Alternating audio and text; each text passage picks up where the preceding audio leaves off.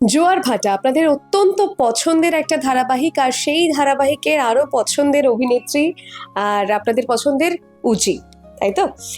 সেই উজি রয়েছে, আপনাদের পছন্দের উজি রয়েছে আমাদের সঙ্গে। আরাত্রিকা, কেমন আছো বলো? খুব ভালো আছি, তুমি কেমন আছো বলো? চলছে। আর তোমার যে জোয়ার ভাটার উত্থান পতন, এই তোমার উথাল পাথাল, সেইটা কেমন চলছে? সেটা তো ভীষণ ভালো চলছে এবং দর্শক বুঝিয়ে দিচ্ছে যে তারা আমাদের কতটা ভালোবাসে। আমরা লাস্ট 3টে সপ্তাহ ধরে বেঙ্গল টপার হয়েছি। রেটিং দিয়ে বোঝা যাচ্ছে মানুষ কত ভালোবাসছে। তো এটা উপরি পাওয়া, সবসময় উপরি পাওয়া এটা। কারণ রেটিংটা আমাদের কাছে কখনোই ম্যাটার করে না। রেটিং ভালো থাকলেও আমরা যতটা ভালো কাজ করি বা চেষ্টা করি করার, মন প্রাণ দিয়ে কাজ করার, রেটিং সেই জায়গা থেকে ম্যাটার করে না। কিন্তু রেটিং ভালো আসলে এটা বোঝা যায় যে দর্শক ভালোবাসা দিচ্ছে, তার মানে টিভি খুলে দেখছে। তো তার জন্য আমরা সত্যি ব্লেসড, আমরা কৃতজ্ঞ। আমি এসেই দেখছিলাম তুমি স্ক্রিপ্ট পড়ছো, তার মানে সবসময় স্ক্রিপ্টটার মধ্যে থাকলে কি মুখস্থটা ভালো হয়? মুখস্থ না, আমাদের লাস্ট মোমেন্টে সিন আসে, তো সেই জায়গা থেকে সবার একটা হেক্টিক একটা শিডিউলের মধ্যে দিয়ে আমরা সারাদিন কাটাতে হয়, সময়ও খুব একটা যে থাকে সেরকম না। তো গ্রিপে থাকলে সিনটা খুব সুবিধা হয় করতে আর কি। তো ফোনে সিন আসে ম্যাক্সিমাম টাইম আমাদের। হার্ড কপি বেরোতে বেরোতে আমরা ফোন থেকে পড়তে থাকি, আর হার্ড কপি পেলে একদম ঝাঁপিয়ে পড়ি আর কি। আর সব থেকে মজার বিষয় হলো যে ম্যাক্সিমাম টাইম এই যে গরম সিনটা হাতে দেওয়া হয়, সিনটা ঠান্ডা হওয়ার আগে সিনটা হয়ে যায় কমপ্লিট। হ্যাঁ, তো ওই জন্য একটু তাড়াতাড়ি পড়ে নিতে হয়। ঠিক, এতগুলো এপিসোড পেরিয়ে গেছে এবং দর্শক সত্যিই মানে ভীষণভাবে ভালোবেসেছে। আমি শুধুমাত্র উজির কথা বলছি না, আমি মানে উজির বাইরেও আরাত্রিকার সঙ্গেও একটু কথা বলতে এসেছি। অবশ্যই এখন আরাত্রিকা যেহেতু উজি নামেই দর্শকদের কাছে বেশি পরিচিত, সেই কারণে উজি প্রথমেই আসলো। তবে আরাত্রিকা শুধু তো জোয়ার ভাটায় নয়, এর আগে নিজে লিড করেছে যে সমস্ত ধারাবাহিকগুলোতে, সেখানেও কিন্তু খুব ভালোবাসা পেয়েছে, তাই কি? হ্যাঁ, ডেফিনেটলি ডেফিনেটলি। এর আগে মিঠি জোড়াতেও প্রচন্ড ভালোবাসা পেয়েছি, খেলনা বাড়িতেও প্রচন্ড ভালোবাসা পেয়েছি। আর সব থেকে বড় কথা হচ্ছে আমি একটা জিনিস দিক থেকে খুবই ব্লেসড যে আমার অ্যাটলিস্ট একই রকম ক্যারেক্টার আমি করি না। খেলনা বাড়ি একদম অন্যরকম চরিত্র ছিল মিতুল, পরবর্তীকালে ওটা ভীষণই আমার জন্য চ্যালেঞ্জিং একটা ক্যারেক্টার ছিল, কারণ তখন আমার বয়স আরো কম ছিল। তখন সেই বয়সে দাঁড়িয়ে আমার থেকে অনেক বড় দুজন আমার মেয়ে হয়েছিল, ছেলে হয়েছিল, তাদের মায়ের ক্যারেক্টার প্লে করা পরবর্তীকালে যখন খেলনাবাড়ি হয়। এবং সেখান থেকে মিঠি জোড়া দেবাদ্রিতা দিদি এবং স্বপ্নীলা আমার বোন ছিল, দুজনই আমার থেকে বড়। তাদের সবার বড় দিদি হয়ে মানুষ ভালোবাসায় ভরিয়ে দিয়েছে রায়পূর্ণাকে। তো রায়পূর্ণা এখনো আমার ভীষণ কাছের, মিতুলও আমার ভীষণ কাছে।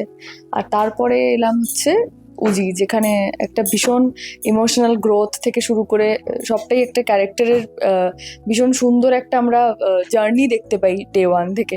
নর্মাল একটা মেয়ে থেকে সে পড়াশোনা করে, সৎ পথে করে, লাইফটা তার কাছে ভীষণ সিম্পল।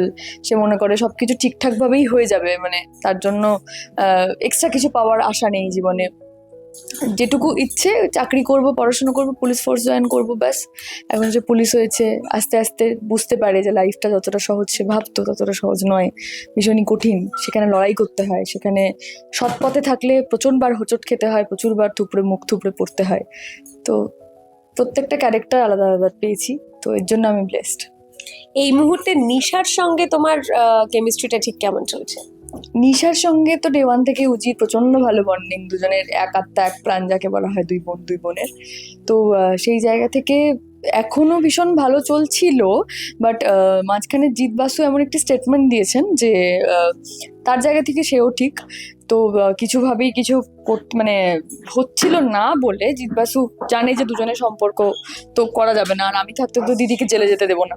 তো জিৎ বাসু এমন একটা স্টেটমেন্ট করে ফেলে যে আমি আর উজি মিলেই তো প্ল্যান করে তোমাকে ধরেছি, নিশাকে বলেছে। তো নিশার জায়গা থেকে নিশা মনে হয় যে আমি ওকে ঠকিয়েছি, বিট্রে করেছি, বাট না, আমি তো বেইমানি করিনি। তারপরে আমি বোঝানোর চেষ্টাও করেছি ওকে যে এটা মানে ওটা মিথ্যে কথা। উনি তখন প্রসঙ্গটাকে করার জন্য বলেছিলেন, কিন্তু এরকম কিচ্ছু নয়, বরাবর আমি তোকে বাঁচিয়ে এসেছি ডে ওয়ান থেকে। জিৎ বাসু জানতেন যে আমি থাকলে তোর জেল হবে না, সেটা কখনোই আমি হতে দেবো না, তাই উনি এটা বলেছেন। সেই জায়গা থেকে আমাদের দুই বোনের সংঘাত শুরু হয়েছে আবার। তো ও বলেছে ঠিক আছে, এবার আমি দেখে নিচ্ছি, ও কাউকেই বিশ্বাস করে না। আর আমি তো আমিও সেম জেদ, সেম ব্লাড না, যে আমিও থাকতে তুই দেখি তুই কত খারাপ হতে পারিস। আমি তোকে খারাপ হতে দেবো না। ধারাবাহিকে তুই দেখে নিচ্ছি, বুঝে নিচ্ছি, এরকম একটা ব্যাপার তো রয়েছে দুই বোনের মধ্যে, কিন্তু মানে অফ স্ক্রিনে কি বন্ধুত্ব নাকি ওইরকম একটা বোন বোন সম্পর্ক? অফ স্ক্রিনে কেমন ব্যাপারটা? অফ স্ক্রিনেও ভীষণ ভালো সম্পর্ক আমাদের, শ্রুতিদির সাথে আমার এই পুরো শ্রুতিদির সাথে ধরো ডে ওয়ান থেকে আমরা একসাথে আসানসোলে থেকে শুরু করে আউটডোর একসাথে থাকা, আমরা একই রুমে থাকি সারাক্ষণ, বাড়িতে তো ঘুমোতে যাই শুধু, তো সেই জায়গা থেকে ভীষণ ভালো বন্ডিং। আচ্ছা, আর একটা ব্যাপার হচ্ছে যে সোশ্যাল মিডিয়ায় তোমার ছবি বিভিন্ন সময়ে ভাইরাল হয় এবং মুখটা বা তোমার চোখটা সুচিত্রা সেনের সঙ্গে তুলনা করা হয়। এটা কি তুমি মানে এনজয় করো নাকি মানে কিভাবে নাও বিষয়টাকে? জানো তো বিষয়টা যে হয় এটা? ডেফিনেটলি জানি, তার কারণ অনেক জায়গা থেকে লিঙ্ক পাঠানো হয়েছে আমাকে এই করে। দেখো, আমি এটা নিয়ে বিশেষ কিছু বলতে চাই না, তার কারণ পাবলিসিটি স্টান্ট এটা নিয়ে করতে চাই না আমি একদমই। তো প্রথম থেকেই বরাবরই যখন এরকম বেরিয়েছে এই হয়েছে তখন আমাকে সবাই পাঠিয়েছে। প্রথম শুরু হয়েছিল রাজস্বী দা ডিরেক্টর, উনি পোস্ট করেছিলেন আমার একটি ব্ল্যাক অ্যান্ড হোয়াইট ছবি পোস্ট করে, যে একটি অমূল্য ছবি পেলাম, এই হাসি অমূল্য। তো আমি বললাম যে এখানে আপনার কোথাও একটা ভুল হচ্ছে, এটা আমার ছবি। তো সেখান থেকে সেটা ভাইরাল হতে শুরু করে, অনেকদিন হয়ে গেল। তো আমি এই জিনিসটা নিয়ে পাবলিসিটি স্টান্ট পছন্দ করি না, কারণ মহানায়িকা একজনই হয়। তো মহানায়িকাকে অনুসরণ করা যায় বাট অনুকরণ করা যায় না, এটা আমার ধারণা। তো এটা নিয়ে পরবর্তীকালে ওই জন্য ব্ল্যাক অ্যান্ড হোয়াইট ছবি পোস্ট করা বন্ধ করে দিয়েছি বলতে পারো। কিন্তু তোমার কি মনে হয় নিজে থেকেও তোমার আয়নার সামনে দাঁড়ালে মনে হয় সত্যি চোখ দুটোর মধ্যে কোথাও একটা মহানায়িকার ছাপ আছে? আমি এইভাবে কোনোদিন ভাবিনি, কোনোদিন না। এবং একটা কথা বলতে পারি আমি, যেটা বলতে হয়তো আমার কোনো লজ্জাও নেই, যে আমি কত পুরনো সিনেমা দেখেছি, কটাই বা দেখেছি। কারণ আমরা যে সময় জন্মেছিলাম তখন মানে যখন টিভিতে একটা একটা সিনেমা দিত দেখতে পারতাম। তারপর থেকে তো এখন অ্যাপস আসার পর থেকে তাও পুরনো ছবিগুলো আমরা দেখতে পাই, এই বাংলা পুরনো দিনের। হ্যাঁ, ওটিটি প্ল্যাটফর্মতে দেখতে পাই। যে খুব যে দেখেছি শুধু যে ওই দেখি না, আমরা যে দেবজিৎ দেখে যেভাবে বড় হয়েছি সবাই আমরা, তো সেই জায়গা থেকে পুরোনো ছবি যে একদম মানে সব জানি একদম কে কাকে কোন ফ্রেম থেকে কিরকম লাগতো তা কিন্তু একদমই নয়। তো সবাই বলার পরে বরং বেশি করে আমি বিষয়টা নিয়ে নার্চার করেছি, এটা বলতে পারি। তো আমি কখনোই এইভাবে ভেবে দেখিনি। বড়রা কেউ বলেছে কখনো, মানে তোমার যারা সহ অভিনেতা অভিনেত্রী কিন্তু তোমার থেকে বয়সে বড় অভিজ্ঞ, তারা কখনো বলেছে? হ্যাঁ, ডেফিনেটলি বলেছে। আর সব থেকে বড় কমপ্লিমেন্ট বলবো যে সোমনাথ কুন্ডু মেকআপের দাদা, উনি, আমি জানি না, উনি আমাকে যখন লক্ষ্মীপ্রিয়া আমি যখন লুক সেট করতে গেছি তখন উনি বলেছিলেন যে তোমাকে একদিন রমা সাজাবো। আমার খুব রমা রমা বলে ডেকেছিলেন। তো আমি অবাক হয়েছিলাম যে উনি এত বড় একজন মেকআপ আর্টিস্ট। আর সত্যি সোমনাথ কুন্ডু তো এখন আমরা সবাই জানি আর কি ওনাকে। তো তখন তুমি কি নিউজ দেখেছো? না, তুমি নিউজ দেখেছো? বলছে নিউজ ফিউজ আমি দেখি না, সোশ্যাল মিডিয়া কিভাবে দেখবো। ও আচ্ছা, সরি, ভুল হয়েছে আমার। না, তোমাকে রমার সাথে একদিন বলেছে। মানে কোথাও একটা তো নিজেকে একটু ব্লেসড মনে করো যে কোথাও না কোথাও মহানায়িকার সঙ্গে কোথাও কেউ মিল খুঁজে পাচ্ছে। এটা তো একটু তো খানিকটা মনে হয় এটা ভগবানের একটা আশীর্বাদ। ওরাই বলে, ওরাই ক্রিটিসাইজ করে, ওরাই বলে বলেই তো খবর হয়। ট্রোল হতে হয়েছে কখনো এই বিষয়টা নিয়ে? ট্রোল, দেখো এটা এমন একটা সেন্সিটিভ বিষয়, মহানায়ক মহানায়িকা, এটার সাথে যে কারোর তুলনা করলে ট্রোল হওয়াটাই বরং স্বাভাবিক আমার মনে হয়, ট্রোল না হওয়াটা অস্বাভাবিক। কিন্তু আমার বক্তব্য হচ্ছে যে আমি কোনোদিনই বরাবর এটা নিয়ে মাথা ঘামাইনি। ওরাই বলে, ওরাই ক্রিটিসাইজ করলে করে, ওরাই ট্রোল করলে করে, ওরাই পাবলিশ করে আবার খবর করে। তো ভাবিনি আমি এটা নিয়ে যাই বলবো সেটাই মানে ট্রোল হবে। কি বলবো, people will make fun of it, তো আমি বলবো না থাক। তুমি বললে যে আমরা যে সময়টা বড় হয়েছো সেই সময়টা দেবজিৎকে দেখে বড় হয়েছে। তো মনে মনে কখনো এই আশা হয় যে তাদের সঙ্গে কখনো স্ক্রিন শেয়ার করবে, কাজ করবে, তাদের নায়িকা হিসেবে বড় পর্দায় কখনো কাজ করবে? দেখো, এটা আবার ডিপ্লোম্যাটিক ওয়েতে বলে ফেললাম আমি। এটার মানে কিন্তু এটা একদমই না যে আমি যে সময় বড় হয়েছি দেবজিৎ বড় হয়ে ওরা বুড়ো হয়ে গেছে, তা কিন্তু না না। না না, একদমই তা নয়। আমি সেটাই বলছি যে যাদেরকে ছোটবেলা থেকে টিভিতে দেখে বড় হয়েছো, পর্দায় দেখেছো, সেই দেবজিৎ, তাদের কাছাকাছি পৌঁছানো বা তাদের সঙ্গে স্ক্রিন শেয়ার করা, তাদের নায়িকা হয়ে অভিনয় করা, সেই বাসনা কি আছে মনে? হ্যাঁ, সবারই থাকে আই গেস, যে যে প্ল্যাটফর্মে কাজ করে সেখান থেকে তার ইমপ্রুভমেন্ট হোক, সে উঁচুতে উঠুক, সেটা সবাই চায়, এটা সবারই ইচ্ছে। আমার নতুন করে কিছু বলার নেই, অবশ্যই ইচ্ছে আছে। আর হ্যাঁ, মানে আমার যবে থেকে সিনেমা কি সেটা একটু মানে বুঝি, দেখা কি সিনেমা, দেখা কি সিনেমা, কি গান কি, রোমান্টিক সিনেমা কি, সেই বোঝার সময় থেকে দেবজিৎকে দেখে এসছি আর কি, এটা বলতে চাইছি। তো অবশ্যই ইচ্ছে আছে। আর দেবজিৎ বুড়ো হয়ে যাওয়ার কি একটা বিষয় বলছিলে, দাঁড়াও দেখছি ওটা কি বলছিলে। না না, আমি সেটাই বলছি যে বড় হওয়া মানে শুনতে এরকমই লাগে না যে ও আচ্ছা তুমি বড় হয়েছে মানে কি ওরা কি এখন খুব বুড়ো হয়ে গেছে, না না, সেটা একদমই না, এমনি বলছি। তো মানে এটাই জেনুইন, এটাই যখন এটা দেবদা যখন বিভিন্ন রকম আমাদের ইভেন্টসও দেখা হয় তখনও এটা আমরা বলি যে দেখো ছোট থেকে আমরা তোমার গান, জিৎদার গান, সবার গান শুনেই অভ্যস্ত আর কি। আচ্ছা, আমি বলছি যে এই যে এত গরমের মধ্যে শুটিং করতে হচ্ছে, সে তো মানে ধরো যখন আছো এসির মধ্যেই বেশিরভাগ সময়টা থাকো, কিন্তু এমনিতেও যখন শুটিং এর বাইরেও নিজেকে কিভাবে মেনটেন করছো এই সময়টাতে? না, যতটা সহজ তোমার মনে হচ্ছে এসির মধ্যে এখন বসে আছি সেটা সবসময় থাকি না। আমাদের আউটডোর থাকলে আমাদের জীবন কয়লা হয়ে যায়, কারণ বিশাল রোদে কিছুদিন আগেও অবধি আমরা আউটডোর করেছি। এখন একটু কম আছে, বৃষ্টি হচ্ছে তো খুব বাইরে যখন তখন, তাই আউটডোরটা একটু কম হচ্ছে। কিন্তু গরমে আউটডোর হলে সত্যিই ভীষণ কষ্টের সেটা। আর জোয়ার ভাট্টার টেকনিশিয়ান স্টুডিওয়ে কয়েকদিন হলো, মানে কয়েক মাস হলো শিফট হয়েছে। এতদিন তার আগে নন এসি ফ্লোরে আমরা কাজ করতাম। তো প্রথম থেকে প্রচন্ড গরমে কষ্ট হতো। আর কাজেই মেনটেন করো বলতে বেশি করে জল খাই, আর হেভি খাবার দাবার, একটু রিচ খাবার টাবার কম খাই, খাচ্ছো হালকা টালকা।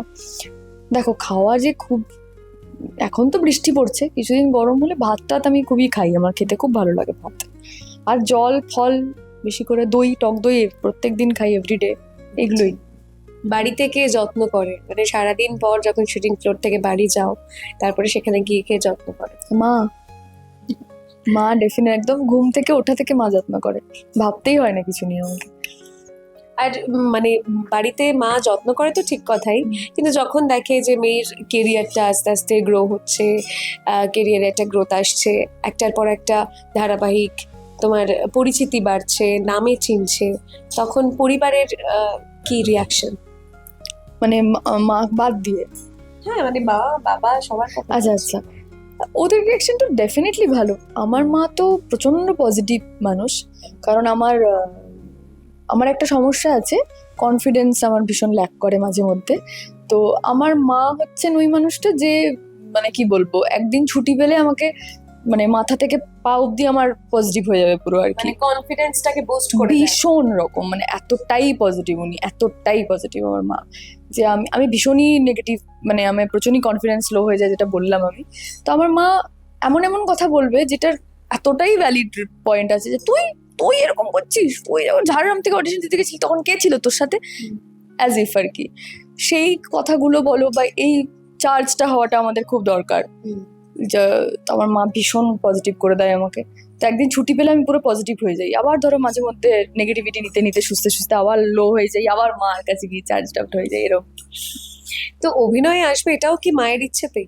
না না না না, ডেফিনেটলি না, আমার ইচ্ছেতে। আমার মা আমাকে সায় দিয়েছে, বাবা আমাকে সায় দিয়েছে, তাই বাবা মা দুজনেই প্রথম থেকেই বাবা মাকে বলেছিলাম ছোট থেকে আমি অভিনেত্রী হতে চাই, এবং ওরা যে আমার কথাটা মানে হেয় করে ফেলে দেয়নি, আর কি অভিনেত্রী হবে সেটা যে করেনি, ওরা গুরুত্ব দিয়েছে, সত্যি ভালোবাসে, সেটাই আমার কাছে অনেক। কারণ বাবা ব্যবসা, মা চাকরি, সবাই সবকিছু ছেড়ে ঝাড়গ্রাম থেকে এখানে আছে আমার সাথে, কাজেই ওরা নিশ্চয়ই গুরুত্ব দিয়েছে আর বলেই। ঝাড়গ্রামের মানুষজন যখন ওখানে ফিরে যাও তখন? আমি তো রিসেন্ট গেছিলাম ঝাড়গ্রাম প্রায় 2 বছর পর, ভীষণ খুশি হয়েছে সবাই, খুব ভালো হলো, সবার সঙ্গে দেখা করে উঠতে পারিনি, একদিনই ছিলাম, তো খুব খুব খুশি সবাই, তো এটাই। মানে কলকাতা শহর ছেড়ে অনেকটা দূরে, সেখান থেকে একজন অভিনেত্রী হব এই বাসনা, তারপরে কলকাতায় এসে নিজের একটা জায়গা করে নেওয়া, এটা তো একটা বড় লড়াই। তো সেই অ্যাপ্রিসিয়েশন নিশ্চয়ই তোমার এলাকার মানুষ নিশ্চয়ই করে। হ্যাঁ, ডেফিনেটলি করে এলাকার মানুষ। আমি এটাও বলতে পারি, আমার এলাকার মানুষজন আমার মানে বাবা মা বাদ দিয়ে যে ফ্যামিলি, তাদের থেকেও বেশি অ্যাপ্রিসিয়েট করে বরাবর। মানে আমার বাবা মা বাদ দিয়েও তো আমার একটা ফ্যামিলি আছে, সেই ফ্যামিলির কাছ থেকে কখনো আমি এতটা অ্যাপ্রিসিয়েশন পাইনি যতটা আমি আমার এলাকার মানুষজন, আমার কোনোদিন বন্ধু না হওয়া বন্ধু, এরকম আর কি। ক্লাসমেটস থেকে শুরু করে স্কুল মেটস থেকে যারা কোনোদিন কথা বলতো না তারাও এখন অ্যাপ্রিসিয়েট করে। পরিবারের কাছ থেকেও যে অ্যাপ্রিসিয়েশনটা কখনো পাইনি, সেটা ওদের কাছ থেকে পেয়েছি বরাবর। কেউ কখনো এরকম ছোটবেলায় বলেছিল যে না না তুই যেটা ভাবছিস সেটা কখনোই সম্ভব নয়, তুই পারবি না?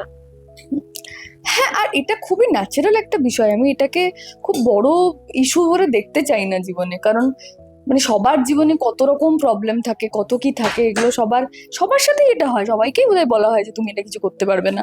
আর এগুলো বলতেই হবে, এগুলো না শুনলে ভেতরের আগুনটা জ্বলবে কি করে? কোনো খারাপ কথা না শুনলে, ক্রিটিসাইজ কেউ না করলে, কেউ তুমি পারবে না বললে, আমার তো এটা খুব হয়। তুমি এটা পারবে না করতে বললে আমি সেটাই করি, 3বার 4বার 5বার 6বার 10বার 100বার চোখে আঙুল দিয়ে দেখি করে আমি করছি, আই ক্যান ডু ইট। তো এইটা আমার মনে হয় স্মুথলি লাইফটা চললে তুমি স্টাক। যদি সব ভালোই ভালো বা বা বা বা হয়, তুমি স্টাক ভাই। তোমাকে ক্রিটিসাইজ করা হচ্ছে মানেই তুমি ইমপ্রুভ করছো, তোমাকে নেগেটিভিটি আসছে মানেই, হাজারটা প্রশ্ন আসছে মানেই তুমি ইমপ্রুভ করছো। তো আমি এটাকে ভীষণ পজিটিভলি দেখি। তো আসুক, দেখা যাক, আমি আমার সাথে সৎ পথে থাকি, নিজের মতো চেষ্টা করে যাই। ধারাবাহিকের ধারা তো চলছে, এরপরে নেক্সট প্ল্যান কি? মানে এরপরে কি বড় পর্দায় আসবার ইচ্ছে রয়েছে আহ, দেখো, ডেফিনেটলি বা সুযোগ? হ্যাঁ, সুযোগ এখন আমার এখনো, গতকাল অবধিও একটা মিটিং আমি করেছি, গতকাল অবধিও, কিন্তু আমার এখন জোয়ার ভাটাটা এত ভালো পজিশনে রয়েছে, মানুষের কাছ থেকে তো ভালোবাসা পাচ্ছে, এটা রেসপন্সিবিলিটি, প্রত্যেকটা আর্টিস্টের, প্রত্যেকটা টেকনিশিয়ানের রেসপন্সিবিলিটি। একটা এতগুলো মানুষ ডিপেন্ড করে যেখানে একটা সিরিয়ালের জন্য। তো এটা এখান থেকে ছুটি নেওয়াটা রেসপন্সিবলের মতো কাজ হবে, এখন ছুটি নেওয়াটা। সে কারণে আমি অফ রেখেছি, আপাতত অফ রেখেছি। মানে কালকে অবধিও একটা কাজের কথা হয়েছে, যেটা নিয়ে হয়তো প্রডিউসারের সাথে কথা বলবো 2-3 দিনের মধ্যে, যে আসছে একটা ছবির সুযোগ। কিন্তু আমার ফার্স্ট প্রায়োরিটি এখন জোয়ার ভাটা।